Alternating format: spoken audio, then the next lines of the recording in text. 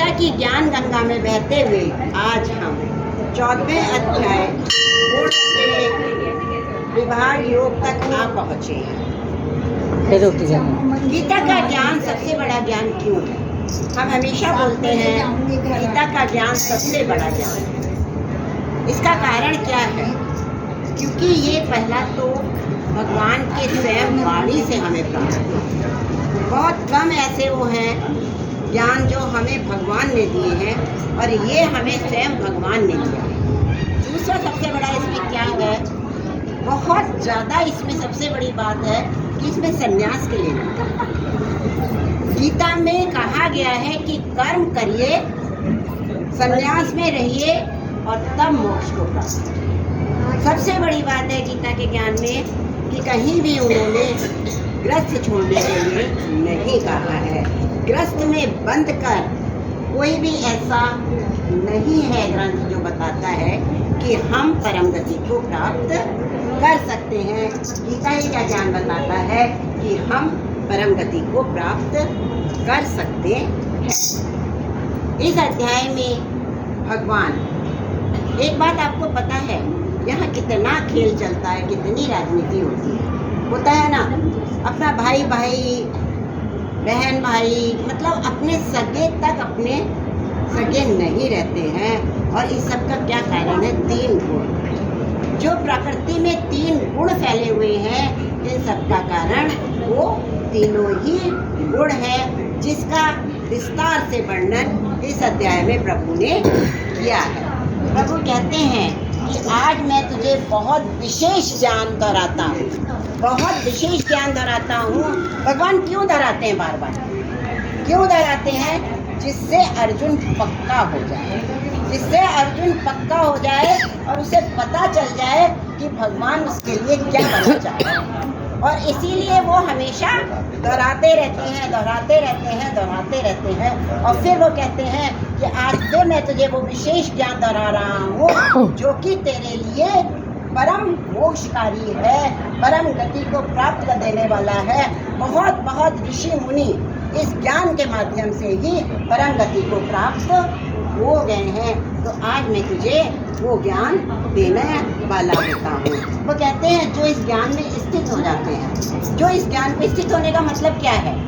जो इस ज्ञान को अनुग्रहण कर लेते हैं, जो इस ज्ञान को समझ जाते हैं, अपने ऊपर लागू कर लेते हैं। स्थित होने का मतलब जो इस ज्ञान में स्थित हो जाते हैं वो कभी इस पृथ्वी पर नहीं आते। जिस समय उत्पत्ति काल होता है वो पृथ्वी पर नहीं आते हैं। जिस समय प्रलय काल होता है तो जब पृथ्वी पर ही नहीं आए हैं तो प्रलय काल का उनको दुख क्या? दुख तो तब होगा ना जब कोई पृथ्वी पे आएगा, तभी वापस जाएगा ना। तो उनको कोई दुख नहीं होता, क्योंकि ना वो उत्पत्ति काल में आते हैं ना प्रलय काल का उन्हें कोई दुख होता है। आगे वो क्या कहते हैं कि ये ज्ञान क्या है? अब इस ज्ञान के बारे में बताते हैं। वो कहते हैं प्रकृति 8 गुणों से मिलकर बनी। जैसे आप सबको भी पता है, वायु, जल, अग्नि, पृथ्वी, आकाश, मन, बुद्धि और अहंकार। ये 3 सबसे बढ़िया हमारे दुश्मन है, मन, बुद्धि और अहंकार। जहाँ सही रास्ते पे चल दिए हमारा कल्याण, और जहाँ सही रास्ते पे नहीं चले हमारा विनाश। ठीक है ना। मन, बुद्धि और अहंकार, इन 8 से प्रकृति बनी हुई है और इन्हीं से जीव की उत्पत्ति हुई। सारे जीवों की उत्पत्ति इन्हीं 8 प्रकृति के गुणों से हुई है। भगवान ये बार बार बताते हैं, बार बार इसको बताते हैं कि इन 3 गुणों से ही भगवान की जीव की उत्पत्ति हुई है। और जीव में एक और है, उत्पत्ति तो हो गई जीव की, पर क्या चेतना आ गई उसमें? चेतना तो इनसे नहीं आई ना। चेतना कहाँ से आई? चेतना तो ब्रह्म दे रहा है ना, भगवान कृष्ण दे रहे हैं आत्मा से। आत्मा से ही आपको चेतना मिल रही है। आत्मा खत्म, ये शरीर आपका 5 तत्वों में मिले, 8 तत्व विलीन, मन, बुद्धि, अहंकार 5 में विलीन हो जाएगा। क्या बचेगा? खाली आत्मा बचेगा। तो चेतना कौन देता है? आत्मा। मतलब आपका पिता कौन है? भगवान कहते हैं मैं स्वयं, क्योंकि मैं ही तो आपको चेतना दे रहा हूँ। और माता किसे बताते हैं? पृथ्वी को, क्योंकि यही पृथ्वी है जो हमारा पालन पोषण करती है, हमें जन्म देती है, तो माता पृथ्वी को बताते हैं और स्वयं को वो पिता बताते हैं। फिर आगे वो कहते हैं प्रकृति के जो 3 गुण हैं उनके कारण ही मनुष्य हमेशा सुख दुख का अनुभव करता रहता है। और वो 3 गुण आपको पता ही है कौन कौन से हैं, सतोगुण, रजोगुण, तमोगुण। सतोगुण जहाँ आपके पुण्य को बढ़ावा देते हैं, यहाँ पाप नहीं देता कोई, सारे पुण्य आते हैं, जहाँ आपके पुण्य को बढ़ावा देते हैं, आपको शांति प्रदान करते हैं, शाश्वत शांति। शांति भी कैसे? शाश्वत शांति प्रदान करते हैं। वही रजोगुण किस लिए आते हैं? आपकी कामनाओं के कारण, आपकी इच्छाओं के कारण। आपने कामना करी आज ये हो जाए तो ये फल मिल जाए, कामना करी ना, आप सकाम फलों में बन गए ना, सकाम कर्मों में बन गए, फल की इच्छा जहाँ करी वहाँ आप सकाम कर्मों में बन गए और वही आपके वो रजोगुण आ गए। तमोगुण सबसे ज़्यादा अधोगति को प्राप्त करने वाले होते हैं, क्योंकि ये जो गुण होते हैं देह की सुख के लिए होते हैं। आलस, नींद, प्रमाद, पागलपन, उचित अनुचित कुछ नहीं सोचते हैं, देह को सुख मिले बस हम वो करते जाते हैं और यही हमारे सबसे तमोगुण हैं, सबसे बुरे गुण हैं। अब ये भगवान एक बात और कहते हैं कि जब सभी प्राणियों में ये तीनों गुण हैं, हम कहते हैं सभी प्राणियों में सतोगुण है, तमोगुण है, रजोगुण है, तो अलग अलग कैसे हम कहेंगे कि इसमें तमोगुण है, इसमें रजोगुण है, इसमें सतोगुण है, कैसे हम कहेंगे? तो कहते हैं इसका कारण ये है कि किन्हीं में तमो और रजोगुण बिल्कुल दब जाते हैं और सतोगुण सामने आ जाते हैं, तो हम कहते हैं इस प्राणी में सतोगुण की प्रचुरता है।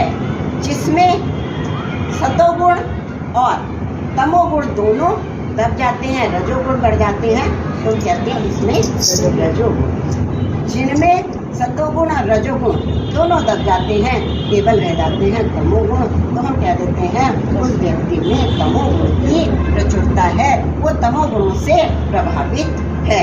और मरते समय जो गुण से आप प्रभावित होंगे उसी तरीके का आपको फल भी प्राप्त होगा। वो कहते हैं जहाँ आपको सतोगुण सुख शांति देता है, आप हमेशा प्रभु को पाने की इच्छा करते रहते हैं। अगर सतोगुण कर रहे हैं आप, भजन कीर्तन यज्ञ भगवान का पूजा पाठ, तो हमेशा आप किसको पाने की कोशिश करते हैं? भगवान को पाने की कोशिश करते हैं। वहाँ रजोगुण क्या है? दुख ही दुख देता है ना। आज गाड़ी नहीं आई दुख, आज बंगला नहीं हुआ दुख, आज बेटा नहीं पढ़ लिख कर तैयार हुआ दुख। रजोगुण आपको हमेशा दुख देता है, और तमोगुण तो आपकी अधोगति की करता है। तमोगुण तो बस आप समझ लीजिए क्या हालत करता है, तो तमोगुण तो आपकी अधोगति करता है। मरते समय जो जिस तरीके के गुण होते हैं, अगर आपके सतोगुण हैं स्वर्गलोक है, यदि आपके रजोगुण हैं तो मृत्यु लोक जाएंगे, इस संसार में आवागमन रहेगा। और यदि आपके तमोगुण है मरते समय पक्षु पक्षी है ना, यहाँ तक कि कभी कभी नरक लोग भी नजर आए। ये आपके तमोगुणों की प्रचुरता के ऊपर है, कितने प्रचुर हैं।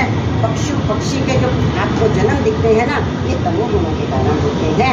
जहाँ रजोगुण होते हैं हम लोग ज़्यादातर मनुष्य ही बन के आते हैं और फिर से आवागमन में सुख दुख के बंधन में फिर से बनते रहते हैं, पर ये हमें नरक लोक तक भी ले जाते हैं। पर भगवान यहाँ एक बहुत बड़ी बात कहते हैं, मैं इन तीनों गुणों को भी बंधन ही मानता हूँ। वो सतोगुणों को भी नहीं मानते, रजोगुणों को भी नहीं मानते, तमोगुणों को भी नहीं मानते, वो इन तीनों गुणों को भी बंधन ही मानते हैं। कहते हैं जो इन तीनों गुणों से पार हो गया, जो इन तीनों गुणों से पार हो गया, उसने समझ लो मुझे प्राप्त कर लिया। और तीनों गुणों से आप कैसे पार होंगे बताइए? आपने इतना दिन गीता का पाठ सुना है, तीनों गुणों से कैसे पार होंगे?